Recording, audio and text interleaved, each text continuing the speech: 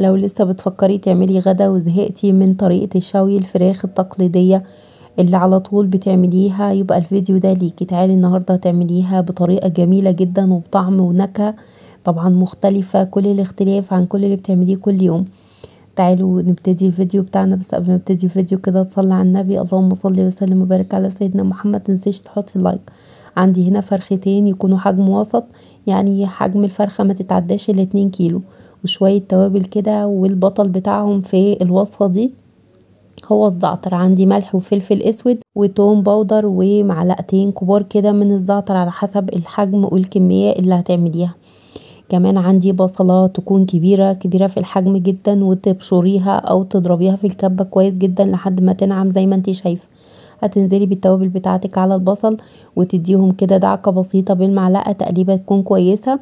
وبعد كده هتنزلي عليهم بمعلقة ونص عسل، يكونوا طبعا عسل نحل، يكونوا كبار. كمان هتنزلي بعصرة ليمونة كاملة وعلبتين من الزبادي. نزلت هنا بعلبة ولقيت طبعا اللهم بارك الحجم بتاع او كمية الفراخ كبيرة، نزلت بعلبة كمان. تقلبيها كده كويس جدا وتدخلي المكونات كلها في بعضها، وتنزلي بمعلقة كبيرة من الخل وشوية محترمين كده من الزيت، لو نص كوباية ما يقولش لأ. تديها كده لون حلو ولمعة، وكمان ما تلزقش منك في قلب الصينية. التتبيلة اللي احنا تبلناها دي تكفي لحد فرختين يكونوا بالحجم اللي انتي شايفاها. اهم حاجة الفرخة بتاعتك ما تكونش معدية ال2 كيلو عشان تستوي منك بسرعة في قلب الفرن. قطعت هنا بطاطسيتين كبار يكونوا مكعبات كده زي ما انتي شايفة، وتاخدي معلقة كده من التتبيلة اللي احنا تبلناها للفراخ، وهتبتدي تدعكي بيهم البطاطس بحيث ان هي تتغلف كلها بالتتبيله. طبعا الفراخ انا ما كنتش نقعاها من الاول علشان كنت مستعجله عليها جدا، فكمان ادتني طعم رائع، ما اخدتش وقت ابدا في التتبيله، وكان برضو نفس النتيجه طعمها تحفه. ابتديت هنا اجيب الفراخ واتبلها بالتتبيله اللي احنا عملناها مع بعض، وركنتها كده قد 10 دقايق كده على ما الفرنه بتاعتي سخنت. عايزه اقولك ان انتي ممكن تقطعي الفراخ قطع اصغر من كده وهتديكي نتيجة طبعا اطعم واحلى.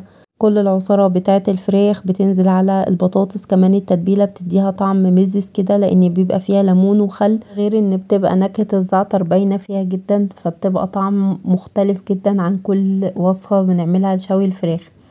تتبلي التتبيلة كده كويس، ولو عايزة تقطعي او تحددي كده الورك والصدر علشان التتبيلة تدخل فيهم مفيش فيها اي مشكلة. انا بصراحة كنت مستعجلة فما كانش في وقت ابدا معايا غير بسرعة كده تعملي التتبيلة وتدخليها على طول على فرن متسخن من قبل. المهم يكون سخن جدا ورف وسطاني علشان تستوي كويس، وكمان تطعم من طعم التتبيلة، وكمان البطاطس بتاعتك كمان تستوي.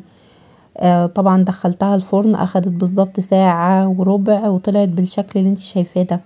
انا حرفيا ما فتحتش الشواية ابدا، ده كله من الفرن من تحت، الوهج بتاع الفرن من تحت طلع على الفراخ وشواها، وكمان عمل اللون الحلو ده الذهبي الجميل ده. طبعا كنت عاملة معاها رز بالشعرية وشوية مخلل بقى وشوية سلطات، وكانت بقى هنا اللحظة الحاسمة، الطعم رائع، الفراخ اللهم بارك مستوية جدا، وكمان البطاطس دي في حتة تانية. كل كوم وشوية البطاطس اللي واخدين من الصوص او الجوسي بتاع الفراخ ده ملهمش حل، طعمهم حلو جدا جدا وفيهم مزازة كده مش طبيعية. لو حابة تجودي في الوصفة ممكن تحط لها مثلا صلصة طماطم، بس انا بالنسبة لي ما احتجتش ابدا للخطوة دي. طعمها رائع وشكلها حلو جدا وطعم مختلف غير اللي متعودين عليه. لحد هنا الوصفة خلصت. لو وصفتي عجبتك ما تنسيش تحط اللايك وتشترك في القناة، واسيبكم في حفظ الله ورعايته. كان معاكم اسماء، توحشوني. الفيديو الجاي. السلام عليكم ورحمة الله وبركاته. جربوها، استنى رأيكم. باي باي.